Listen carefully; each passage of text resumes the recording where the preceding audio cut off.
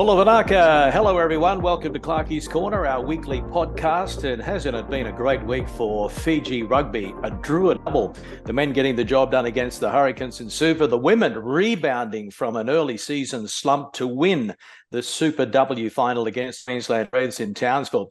I'm Greg Clark, and our very special guest this week is former Brumbies head coach, Wallabies forwards coach, and the Leicester Tigers head coach waiting, Dan McKellar. Dan, how are you? Where are you? In a gym? What's going on? No, I'm just in my little man cave, Clarkie. So I set up a little office, thinking that I'd be working from home. And obviously, a few things have changed in recent months. But no, I'm good. I'm just in the process of getting ready for the move north, and just in Brisbane with the family. So a little bit of work, a little bit of family time, and no, it's been an enjoyable period. Dan, you took over as Brumbies head coach from Stephen Larkham, and then he took over from you. So no doubt you've kept a close eye on things. The Brumbies are second on the ladder with 4 games to go in the regular season. Are you happy? Yeah. Well, I think they'd be happy. That's the most important thing. Sitting second on the ladder. Tough game on the weekend against the Rebels. I think history shows us that the Rebels have been a bit of a bogey team for the Brumbies, and they're an improved team. Melbourne, there's no doubt that whilst they haven't got the results, certainly you can see growth within their performance. And what the Brumbies will be looking for is that real killer instinct when they get in front of a team out by 14 points. They'll be wanting to put those games away and win them convincingly instead of inviting the opposition back in, like they probably were guilty of on Sunday down in Melbourne. What at the Shop and Save Super Rugby Pacific? Are you a fan of having Moana Pacifica and the Fijian Drua in the competition? Put you on the spot here, I know. Yeah, no, I am. I certainly am. I think what you've seen with the Drua and the impact they've had on the game in Fiji, the improvement that they'll get within the Drua team, and obviously that's going to transfer into the Nash team, which is a danger sign for the Wallabies being in the same pool. But the crowd, the atmosphere, the love for the game up there, I think it's a must. And Moana, they're probably struggling a little bit more. Just looking for their supporter base in Auckland is obviously not where they'd like it to be. I think what would be good for the game and the competition there if they took more games. The islands, more games in Samoa, Tonga, and really connect with the communities up there. But I know there's a lot logistically and financially that goes into that. But I think it's great for the game that we've got both those teams involved now. The Drua won 2 games last season, won 4 so far this year. Now, it's easy to say that they're hard to beat at home because of the heat and the fanatical crowd, etc. But I believe they are well coached and managed, and they have so much talent that is slowly adjusting to professional rugby, the week in, the week out stuff. Do you agree? 100%. I think that the facility that they've got up there now, the high performance facility, which allows them to train and prepare like real professionals. I think their coaching staff probably learnt a lot over the first couple of months of last season, and they've got that balance right now in terms of what comes naturally to a Fijian rugby player, and then the balance required to win at a Super Rugby level week in and week out, which is tough. But huge growth, huge improvement in their performance, improvement in their physical development as well. They certainly look much fitter than what they did 12 months ago. So, which is exciting. I think they're only going to get better and better, and they'll be harder and harder to beat both in Fiji and when they're on the road. And you've had a lot to do with Pacifica players over the years, and you'll have some at Leicester Tigers as well, no doubt. So how do you get the best out of them? Yeah, it's a really good question.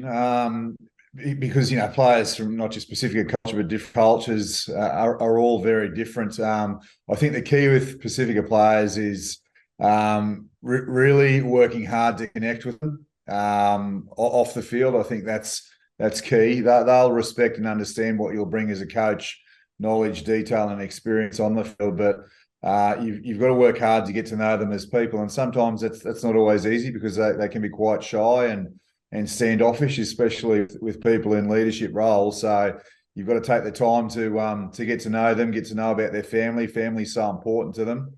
And obviously how you communicate and deal with them is very different to other more experienced, say, Australian players. How I talk to James Slipper would be very different in terms of how I talk to Rob Valentini as an example. You mentioned Rob Valentini, you mentioned Pacifica family ties, and while Rob was a Victorian base, but he grew up in the Fijian culture in Victoria. You've had a lot to do with him. You saw his progress all the way through to Wallaby status. And I guess Henry Spate's another one that comes to mind. You had a bit to do with Henry as well at the Brumbies. Yeah, no, both Spatey was a great buddy and was a huge contributor to our team, our group, and obviously the Canberra community. He was, he still would be one of the fans' favourites, no doubt. And then Rob Valentini, I was involved in signing him as a 17-year-old from Melbourne, who had enormous potential and was a big body back then, and he's just grown into that body. He's matured on the field and off the field, and he's an experienced player now. And whilst he's never going to be the loudest in the room, when he does talk and he knows the game and as well in regards to rugby, people certainly listen. But I still don't think he's hit the ceiling yet. I think he's got continual growth in him, and he should end up one of our best number 8s or number 6s ever, and a world-class player in his position. How do you think he's feeling about playing second field to his brother Kemu now? Two clutch penalties to knock over the Crusaders and now knock over the Hurricanes. Yeah. Oh, look, he's incredibly humble. He'd be really proud of his brother. I know when he was playing for Manly, he'd be on the phone watching his games before our game and games in the Shoot Shield, and he'd certainly be very proud of his brother and glad that he's getting an opportunity with the Drua. But not only getting an opportunity, he's performing when he needs to. Exactly. Now the ladder is interesting for Rugby Pacific. Only 5 teams who can realistically finish in the top 4 and host a quarterfinal. 4 of them are Kiwi sides. The other is the Brumbies, who have they have a couple of Trans-Tasman derbies. Is the gap between the New Zealand sides and the rest closing? Oh, without a doubt. It's I found it really frustrating, to be honest, about this constant reference to the New Zealand sides and the Australian sides. I just refer to the best teams, you know what I mean? And I was coaching the Brumbies. You always wanted to be the best, and we certainly had a pretty good record against the New Zealand teams. But I think so. As I said, I think you see it in Melbourne. The Tars have had a rough start of the year, but they're starting to find some form now and getting the majority of their squad back. I think Angus Bell's been a huge loss for them. The Force are probably going through a rebuild period, and they will certainly get better as time goes by, and as are the Reds to a certain extent. There's some changes happening there, obviously, but I think overall, I can only speak for the involvement that I had with the Brumbies. We well and truly went into every game knowing that if we got our game right, that we'd beat them or any opposition. I take your point, and I'll never mention Trans-Tasman derbies again. At the other end of the ladder, 6 teams battling it out for the last 3 quarterfinal spots. The Tars are 6th, Reds 7th, Drua 8th. They can't shut up shop yet, can they? Anything can happen over these last 4 weeks. 100%. Now, this is the business end of the year, and you've got to keep accumulating points and hope that there's some surprises in other games that will allow your particular position on the ladder to change for the better. Chiefs beat the Highlanders as we look at last week's results, 52-28. Chiefs are still unbeaten. They're clearly the team to beat us, aren't they? Yeah, no, they are. They're a good side. I think they've had continuity of coaching staff, continuity of player. Again, that cohesion piece that Benny Darwin talks about, I agree with, and you can see that within the Chiefs team. And obviously, Damien's back this year as well, Damian McKenzie, and he's really added to their game. And he's not only back, but he's one of their best players week in and week out. I think when you've got your best players performing well consistently, that's when any team's going to be hard to beat. But the Chiefs have got that balance right now between that attacking unstructured rugby that they like to play, but it's well complemented with good set piece and obviously strong defence and breakdown presence with the likes of Sam Cane. The Fijian Drua 27-24 over the Hurricanes. And the interesting thing for me was that the Drua played out the 80, but they left points out there as well. So there's still improvement in them. Yeah, no, that's it. It's it's a great result, and they obviously create plenty of opportunities. And I'm sure what Mick and the coaching staff will be working on up there is just that line break conversion and that offload conversion. Because once they get the percentages and the numbers in the right bracket, they'll rack up some points real quickly. Crusaders too good for the Force, 48-13. The Force are struggling to keep the same team on the paddock each week. Nick White, though, is heading to the West next year from the Brumbies, so he'll be great for them, won't he? Yeah, he's a great signing. As I said before, they're going through a little bit of a rebuild phase, the Force, and Whitey, like people talk about, I think he's 32 now. I don't even really take his age into account. He's just the ultimate professional, prepares as well as any player as I've seen. His rugby IQ and knowledge is second to none. He's like having a coach on the field, and he'll be a great resource for Simon and the whole play group over there. Obviously, the 9s and 10s will contribute. Will benefit from his contribution, but everyone in the team will. He's a player that you can look at, and he'll understand he's being watched by the young players, and his example of what a professional looks like will be second to none. And the Blues got out of jail 31-30 over Moana at Eden Park, a penalty try right on full time, got the Blues home. I really felt for Moana, but credit to the Blues because they hung in there, and that's what it's all about. Yeah, that's it, isn't it? I think those tight games, whether it's Super Rugby or Test matches, the really good teams, win those tight games and win the games they're probably not expected to win or shouldn't have won. And Moana will be incredibly disappointed. That's a great turnaround and a really good performance for them against a competition heavyweight. But the Blues, they're a quality outfit, and they'll be dangerous at the back end of the year. And when you can play pretty poorly and still come away with the result, things are heading in the right direction. The Tars 32-24 over the Reds in Townsville. The Tars scored 4 tries to 3, broke a bit of a losing out against the Reds as well, and that is a huge result for Darren Coleman's men. Yeah, no, it is. It's probably a 8-point turnaround there because the Reds and the Tars are pretty close on the ladder. And they'll be, vying for similar positions. Wanting to finish, I suppose, 6th is probably going to be as high as either team can get. But DC's spoken about needing to get on a roll and starting to accumulate points, and they're pretty confident with the draw that they have going into the back end of the year. And now they've just got to back that up with actions and make sure that they start to put some points in the bank and grab that 6th spot. The Brumbies beat the Rebels in Melbourne on a Sunday afternoon, 23-26, entertaining game. Rebels, no pushovers, especially at home nowadays, and that was another pleasing away win for the Brumbies. So you had to win on the road to keep the points ticking over.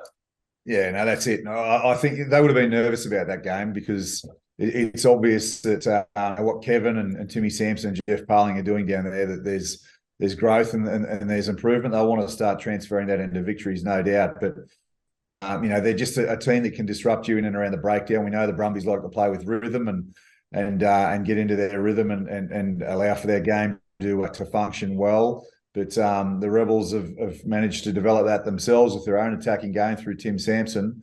At the same time, keep that disruption in and around the defensive breakdown. Okay. This week is week 12, some crunch games yet again. They're all crunch games from now on. Friday night, Chiefs and the Reds. Queenslanders, they need this one. The unbeaten Chiefs have taken this one to New Plymouth. Does that make it any easier, a change of venue? No, it's a good venue. We played in New Plymouth. I think it was over there in 2015, and I remember it well because Cruden kicked a penalty goal on full time to beat us. Good facility, good surface. I'll be hoping for good conditions. The Reds are just going to go over there with the mindset of being really physical, getting their unstructured game going, which allows Tate, Fraser, and Harry Wilson to get into the game, and then Patea and Vunivalu and the like will benefit off the back of it. But go over there with a normal belief and throw the kitchen sink at them and understand that the Chiefs are unbeaten, but you'd like to think that at some stage they'll lose and you'll want to be the team that beats them. Also on Friday, putting you on the spot here, the Force host the Drua in Perth, the short turnaround for the Drua. Now, if Mick Burns' men are to make top 8 playoffs, they pretty much have to win this sort of game on the road, you would think. Can they do it, Dan? Oh, 100%. I think that they have struggled after a win in Fiji, because it's obviously a huge emotional moment for country, for the team, and no doubt there'd be some celebrating going on. So they've got to head over to Perth and understand that they're well and truly capable of beating the Force if they turn up and they're accurate with the way that they want to play. But they've beaten them in a trial game at the beginning of the year from memory, so they'll go over there pretty confident. On Saturday, Highlanders versus Moana and Wellington. The Hurricanes, the Canes will be hurting after the loss to the Drua. Moana need to pick themselves up after the heartbreak at Eden Park. Can they do it? They're going to rely on the likes of Christian Leali'ifano, one of your old charges, to pick them up. Yeah, no, Brazzy will be, he would have been disappointed, no doubt, but, as the leader and the heart and soul of that team, he'll certainly be, to dust ourselves off will be his mindset and attitude, and they've got to go again. It doesn't get any easier. The big Kiwi derby is in Christchurch. Crusaders versus the Blues. It's 4th versus 3rd. All Black coach in waiting, Scott Robinson, against his All Black assistant next year, Leon McDonald. No love lost on the park between these two teams. And it's a rematch of last year's final. So I think it pretty much stacks up as the match of the round. Yeah, no, great game. It's a must watch, isn't it? You can see the Crusaders are starting to get Will Jordan's back. Which means, just another unbelievable threat to their attacking game, and how he complements Richie Mo'unga is brilliant. And they're starting to build the Crusaders, and then the Blues will say, they've ordered a hiccup on the weekend. There's quality across the park, so it's an important game for both teams. If you want to finish second or third there, and potentially host quarterfinal as well as a semi-final. So important game, and I think it'll be brutal in and around the breakdown. And no doubt the Crusaders, like the final last year, they'll be looking at after their set piece and their line out in particular. And the Tars home in Sydney taking on the Rebels, who won their clash earlier in the season in Melbourne. Rebels back Josh Camedy, suspended for 3 matches, so not great timing there for the Rebels. But again, this is going to be very interesting. Yeah, Josh is a big loss. He's impressed me this year, obviously after overcoming some injury issues, and I thought he was very good on Sunday against the Brumbies. I didn't even see the incident where he's eventually been suspended. But I think the Tars, they've just got to go over in the game with the mindset of winning the collision and producing quick ball, winning gain line, and then that'll allow their threats on the outside to take control of the game, and at the same time eliminate or modify the threat of Hardwick and co in and around the breakdown. So it'll be a really close game, tight game, but the Tars at home, you'd think that they'd be favourites. Also, wrapping up the week on Sunday, the Brumbies are at home hosting the Highlanders in the nation's capital in Australia. If the Brums are to finish in the top 2 and have an easier run through the playoffs, this is one they really can't afford to lose. No, that's it. And a pretty good record against the Highlanders, beat them down in Melbourne last year. But it'll be interesting to see if the Highlanders rest any players or whether they send over a full-strength group. I think, we've seen the difference that Aaron Smith makes to that team in particular. So another tricky game, and one of the Brumbies, if they perform well and with that foot on the throat sort of mindset, they could and should win well. But that's all between the ears. Okay, well, that is round 12. And Dan, I don't know if you closely followed the Super W, but what an incredible turnaround for the Fijian Drua, picking over the Queensland Reds women in the final in Townsville to go back-to-back. Fijian had to rebuild. They've lost players to other teams in Australia, to Japan, to rugby league. But as well as me, they have so much talent to burn in the islands. You just have to watch everyone, boys and girls, playing rugby every afternoon in Fiji. Yeah, no, that'd be... I've certainly witnessed that in the past. Sort of been up there on holiday, the just love of the game, And I have followed Super W. I've got two daughters who both play touch and are considering having a crack at sevens and rugby at some point in time. So they enjoy watching the girls play as much as the men. And I just think the standard of the competition since it started a few years ago has risen significantly. You know, they're fitter, their skill level is significantly higher. And that's only going to get better and better. Drua, well, they're cut from the same cloth, aren't they? As the men's team, their offload game, their unstructured game, when they dominate their collision, it's just so hard to stop, and they quickly build momentum and can rack up points. And that's what they did against the Reds on Saturday night up in Townsville. So, the Rugby World Cup in France this year, you were with the Wallabies in recent seasons. They have a great draw. Are you optimistic Australia go all the way?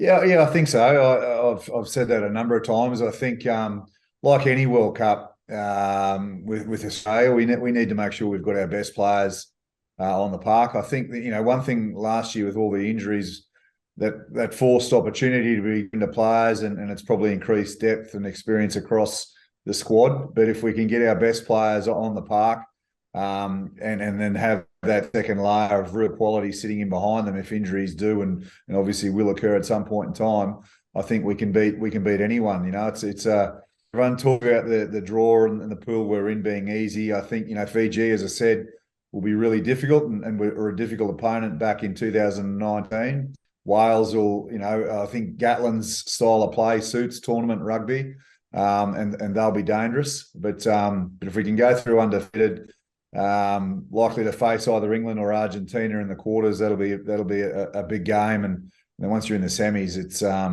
anyone can win it from there. So it'll be an interesting competition, really exciting. Just hoping that it's not dominated by yellow or red cards, and from a health perspective that concussion doesn't play a big role in it as well, because now with the 12-day turn, it certainly makes it difficult and tricky around selection. Yeah, so just confirming that Group C at the Rugby World Cup, Wallabies, Wales, Fiji, Georgia, Portugal, and top two teams make it through to the quarterfinal weekend in Marseille. What about that quarterfinal weekend in Paris? That's going to be brutal. It's Pool A and Pool B, New Zealand, France, South Africa, Ireland, Scotland vying for quarterfinal spots. Remember, only 2 of those 5 teams I mentioned have a chance of going through to the semi-finals, or will go through to the semis.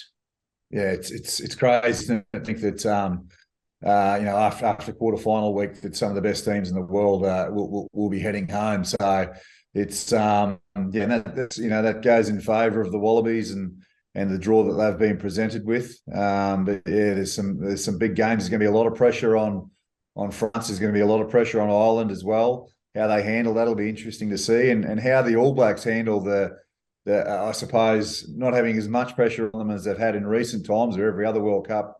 To be honest, I think that'll potentially suit them. And Dan, how are the preparations going for your next stint as a head coach, Leicester, in the Northern season next year? No doubt a lot of preparation from Brisbane in your game. Yeah. No, there's been a lot of Zoom meetings, Clarkie, early morning and late at night, a lot of phone calls. They're at the business end of the season there now, so I've just been chipping away in the background, not wanting to step on toes of Richard Wigglesworth and the group that are there now. They've got a job to do and respect the position that they're in. But getting things in place and looking forward to getting over there probably around mid-June, I would imagine, to get my feet under the desk and get started before the players come back in at some stage in July.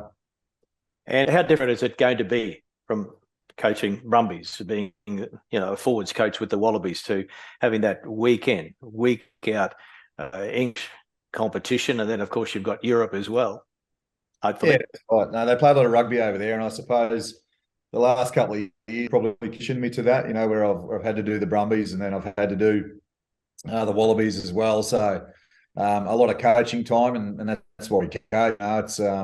It's a privilege, and you enjoy preparing for games, reviewing, previewing, obviously the training side of things, and then game day. Nothing beats it. So long years, long seasons, no doubt. But I look forward to getting over there. I'm taking over a club that's in a good position, so I don't need to clean the place out or anything like that. I respect the position that they're in currently and the people that have been there, and just look forward to evolving group and adding my touch to it, I suppose, and having a really great experience for me and the family and hopefully the group. And still hopefully working with some Pacifica players.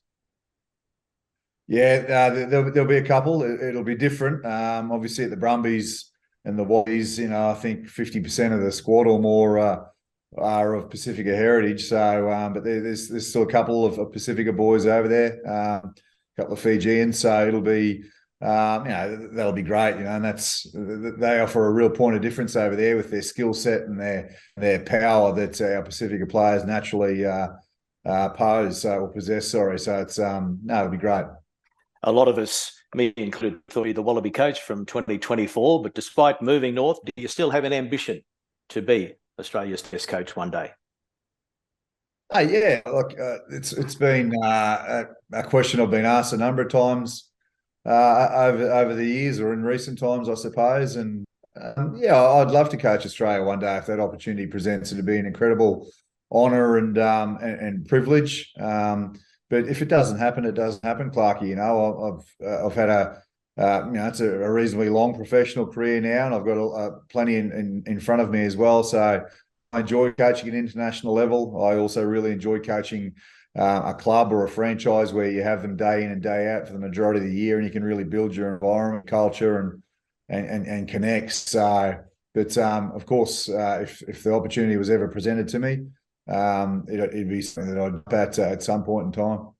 And of course, you're looking fit and you're looking relaxed, so you must be ready for your next challenge.